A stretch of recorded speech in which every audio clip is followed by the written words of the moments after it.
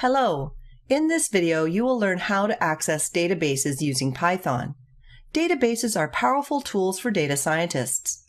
After completing this module, you will be able to explain the basic concepts related to using Python to connect to databases. This is how a typical user accesses databases using Python code written on a Jupyter notebook, a web-based editor. There is a mechanism by which the Python program communicates with the DBMS. The Python code connects to the database using API calls. We will explain the basics of SQL APIs and Python DB APIs. An application programming interface is a set of functions that you can call to get access to some type of service. A SQL API consists of library function calls as an application programming interface API for the DBMS.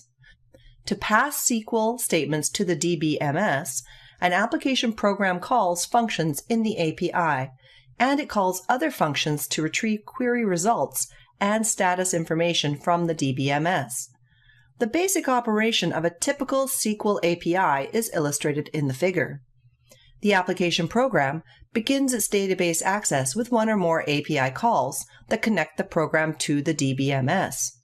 To send a SQL statement to the DBMS, the program builds the statement as a text string in a buffer and then makes an API call to pass the buffer contents to the DBMS.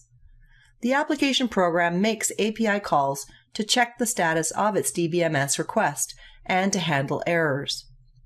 The application program ends its database access with an API call that disconnects it from the database.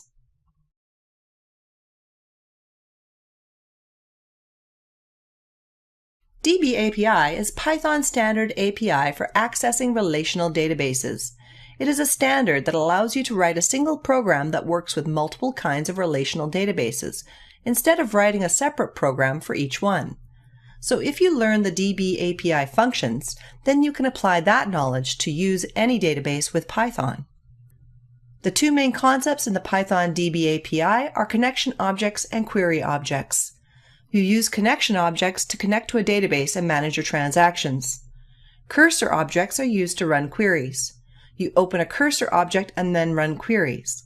The cursor works similar to a cursor in a text processing system where you scroll down in your results set and get your data into the application. Cursors are used to scan through the results of a database. Here are the methods used with connection objects. The cursor method returns a new cursor object using the connection. The commit method is used to commit any pending transaction to the database. The rollback method causes the database to roll back to the start of any pending transaction. The close method is used to close a database connection. Let's walk through a Python application that uses the DB API to query a database. First, you import your database module by using the connect API from that module. To open a connection to the database, you use the connection function and pass in the parameters, that is, the database name, username, and password. The connect function returns a connection object. After this, you create a cursor object on the connection object. The cursor is used to run queries and fetch results. After running the queries using the cursor, we also use the cursor to fetch the results of the query. Finally, when the system is done running the queries, it frees all resources by closing the connection. Remember that it is always important to close connections to avoid unused connections taking up resources. Thanks for watching this video.